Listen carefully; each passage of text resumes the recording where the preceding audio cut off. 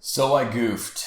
I recorded a video on using libraries, and for whatever reason, the size of the video turned out to be really small. So this is actually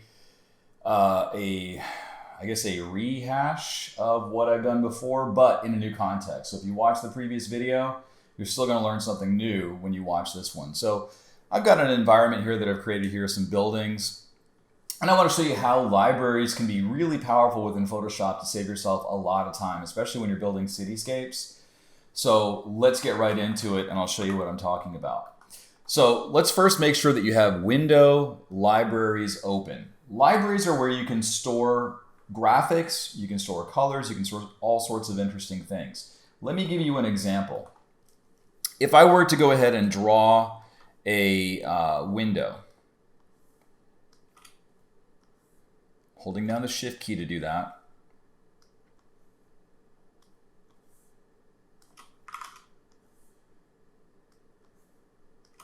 And let's give it a like a little bit of a half dome. So what I'll do is I'll just make a circle, move the circle over,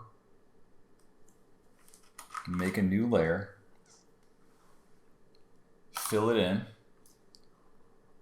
go up to Select, Modify, Contract, choose 25 pixels, and hit Command X. And I talked about this in a previous video. So I've got this little nice dome. I'll make another copy of it. I'll shrink it in place. Move it down like so. I'm just basically creating one window that I want to be able to replicate. I typically will make multiple styles of windows if I'm creating a cityscape, just to make something more interesting and have more variety. But watch this. If I now go to my Libraries panel and click the plus button, I have the ability to go ahead and save this graphic. I can go ahead and hit save, and you can see that it shows up right here. All right, so with that, that is a window style, right? I'll make it one step better. I'll just use the move tool here, move this over and make some copies by hitting Command J. That is the one keyboard shortcut that you will definitely remember after watching all these videos. Oh, I use that one so much. And I'll just scale this down. And I'll make another copy like so. And then why don't we go ahead and add some type of a ledge. And we'll add some brick patterns here too while we're at it. Nothing fancy. And we'll throw in some dots to kind of signify texture. And those aren't bricks, those are just the, I forgot the term of that, but they basically hold that ledge up. So what I can do now is I can go back to Libraries, and let me save this object out. So I'll go to Save, Graphic, and now that entire set of windows is available at my disposal. So here's where the cool part comes in. This is where we can save ourselves a lot of time. Let's say that I go back to my library, I drag this graphic out, it shows up, and I want to put it in perspective. I can hit Command T, choose Perspective, and maybe move this out of the way.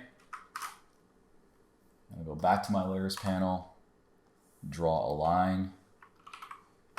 And it's not perfect, right? Because what I have to do now is I have to go ahead and give these windows some thickness. But what it does do is it saves me so much time. So I'll just go ahead and I'll show you this bonus trick here.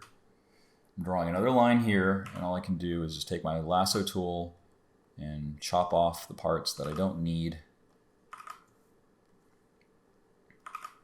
And voila, that window has some thickness, and I can rinse and repeat that process along the way.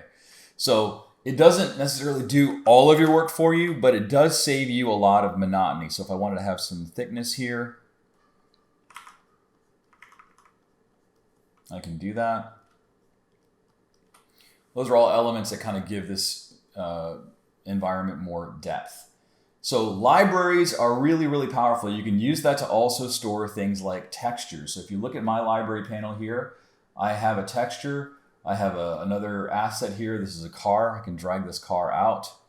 Not that I'm going to put the car in the scene, but for commonly used elements, you can repurpose them over and over again. So I think a good use case for this would be like if you're having to create different types of trees or different types of windows for a city environment, you can save those out in libraries and then just rinse and repeat. So I'll just kind of finish this effect off here by just saying, all right, let's say that there's another building that's off in the distance. I've got another set of windows that I'm going to use over here. And I will just scale that down like so.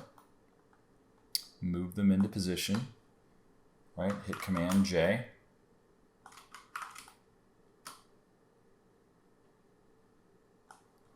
And now I have another building very quickly made. And I can rinse and repeat that process as needed. You can even use the warp. You can use all sorts of different ways to get the angle of the windows that you want. So I hope you found this tip to be useful. Again, I apologize for the previous video coming out a little bit wonky. Thanks for the catch, Chauncey. You're the one who actually sent me a comment, so I do appreciate that. So shout out to you. And I will see you in the next video. Thanks.